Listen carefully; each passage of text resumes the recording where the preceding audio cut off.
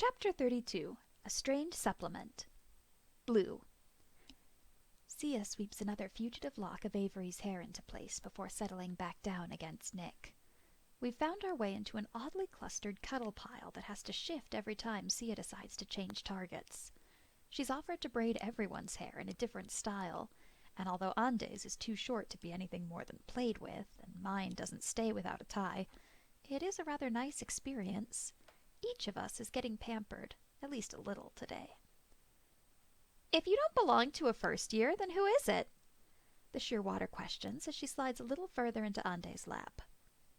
Nick looks a bit sheepish, but says, "Well, I belong to a third-year storm mage, though technically I belonged to her sister." His wings dip, but he's trying to keep levity in his voice. If the others see it, they don't acknowledge it, and we all start talking about something else while Nick gets pulled into the middle of our cuddle pile. "Blue!" I hear Master's voice, and I jump to my feet. Master is over by the attendant's desk, but there's no way he missed the cuddle pile I was a part of. I don't know why I'm so nervous. He gave me permission to nap while I was here, and there are very few breeds so averse to touching that they wouldn't seek out others in times of rest. It's entirely natural, completely innocent. I wave a quick goodbye before I run off and meet Master at the desk. Apparently, he's come to collect me for potions. He signs me out on the sheet, and the attendant takes my wristband. "Was the center okay? Did you have fun?" There's a nervous tick in his voice, but he doesn't acknowledge it, so I try my best not to either. I nod along, but Master waits to speak again until we're well past the doors in a hallway with no other students. Master looks like he's a bit nervous, or perhaps irritated. I'm not quite sure what to do with that, but it's easy to dismiss. "The cookies were a big hit, then?" he continues, and I realize he's looking for a verbal response. "Yes, Master, they were very good. Thank you for the treat. All the familiars liked them." I can't help but brag a small bit. I want him to know how much they enjoyed his pastries. Maybe later I'll tell him that they'd thought I accidentally took his box of cookies, and all their masters were eating pet pastries instead. "Well, they always are." He smiles down at me. This master likes verbal response. "How did your cookies go?" I fiddle with the strap of the bag, glad to have something to do with my hands. I want more of those smiles. It's more than his happiness meaning my safety. This master deserves to be happy. As it is, I'm struggling not to talk until I run out of breath. I want to tell him about all the familiars I've met, but that would be improper. I shouldn't speak over my master. I haven't seen him all day. He probably has just as much that he wants to say to me. I should listen to him first and then wait to be addressed. If he wants to listen to me, he'll ask. "Well, half the school is pledged to wage war in defense of them, so rather well, I think." There's a smirk on his face that he's trying to hide, but eventually the grin wins. He's practically giggling by the time we turn the corner. "I swear, people are all the same." Something in his voice is exactly the same as when Avery had said it. In different words and about two very different sets of people, but the sentiment is the same. It seems like a trap to say that we're similar, that at the base level we at least act in the same way. I can't think of a good response, and soon the appropriate time to speak up has come and gone. Master doesn't seem to mind my lack of response. When he turns to me, I nod, assuring him that I'm paying attention. He seems to take that as enough of a response and continues. "Come on, potions is our last class today, and then we can go home. Tell me about all those familiars I found you with." I tell him about the menagerie that I've become acquainted with in the time away from him. Nick I try to portray with as much of the manic energy as I can, while maintaining the illusion that he may still grow into the classically attributed traits of owlish wisdom and refinery. I'm able to give him the name, Marina, for the short-tailed shearwater that we both met during the opening ceremony. Master tells me that her owner is in his herbology class, that they had also met again today. The Maine Coon, Avery, is a little harder to introduce. She's the only other cat that I've met here, so I lead with that information. "2 cats under one roof. Stars, I can just imagine the trouble you'll get into." Master smiles and whispers under his breath. It seems like it's not something I was supposed to hear. but having heard it ties my stomach into knots. We wouldn't get into trouble. No one in their right mind would go around actively seeking mischief. I wouldn't dream of it, Master. I swear you'll get no trouble from me. I start apologizing, but Master interrupts me. Come on now, none of that. Tell me about the rest of your friends. He just smiles and brushes my apology off, wanting to know more. My face heats at that. I don't know if an afternoon of pleasant conversation is enough to warrant friendship, but I continue talking about Sia the red panda and Sui the hedgehog. Sui can't speak. It's been an issue since her birth, but Avery told me that it wasn't really a problem for her because her mistress is deaf and doesn't care if her familiar can speak. Sia, Sui, and Marina are the only others who belong to first-year students. Master smiles patiently through my excited chatter, even laughing at the stories. There's a light in his eyes that makes me feel giddy for having put it there. We're not as early to class as I believe Master would like. I can tell when the nervous hunch sets into his shoulders. Only about half of the class is there, but they're already turning over their cauldrons and washing out their equipment. The teacher isn't even there, though his familiar is, antennae twisting about in apparent annoyance at all the people in the room. The familiars are at their master's sides, assisting their mages. I was hoping we'd have the room to ourselves for a bit, but I guess this is to be expected on the day we're making our first potion. Master sighs, and we find our way to our table. It's later in the day than I thought. The glow of the suns coming through the window has faded to orange as only two remain in the sky.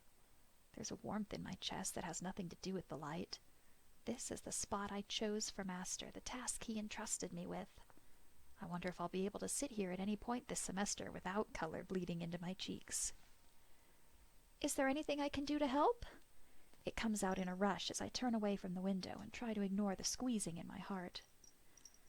Of course, though I warn you, a lot of this is just tedious, Master says, already lining the desk area with beakers and equipment. I don't mind, I say eagerly. Tedious work is the least of my troubles. I just want to be helpful in some way. All right. I need to wash out all these things, so just go through my bag and lay out all the components. Master piles a precarious pile of items in his arms and sets off to the washing station in the back of the class, while I try very hard not to let my heart stop beating in my chest. Laying out components right should be easy. Should be something anyone could do. There isn't even anything to mess up, so long as the components are right. I try not to handle Master's bag like it's dangerous as the other students start filtering in and taking their places at their desks. There's nowhere I could stash the component should it be faulty, not with so many people watching. But there's another issue. All of Master's components come in the same little baggies. Some are a little heavier than others, and some shift around in large clumps, but without going through them I wouldn't even be able to tell which is which. My hands tremble as I lay out the bags in no particular order, trying to arrange them in a line. If nothing else, they will be presentable. The teacher comes in and the class begins. He runs through lab safety protocols and begins instructing the students on the initial steps of the potion making, the steps that should be the same for everyone. Master pays more attention to ruffling my hair and praising me than the components I've laid out. And for once, I'm not happy with that. Master's distracted, and I just want him to check his components. I don't care if I get in trouble or if he gets mad at me. I just don't want to put him in danger. Master seems to know what he's doing to an almost frightening degree. He's not using the book like the other students, not even the ones with the personal notes drawn in for alterations. He takes sachet after sachet and adds the components at the right time and speed for the brew to undergo 6 color changes by the time half the class has produced cauldrons of black ooze, more likely to kill someone than heal them. I feel my heart pick up every time he picks up a new bag, but he hasn't got to whatever tainted ingredient I've given him yet. But the line of possibilities is growing shorter, keeps growing shorter. By this time, there are only 2 left, and I can't stand it anymore. Master, I'm not sure, I try to warn, but in my approach I seem to startle him, and his hand crashes into the beaker of water he'd set aside. Ah, stars. Blue, just keep stirring this, okay? The green ring around the center is going to get bigger. By the time it's completely green, the corian needs to be fully mixed. Then dump in the carry feathers as fast as you can. I'm going to run and grab some more water.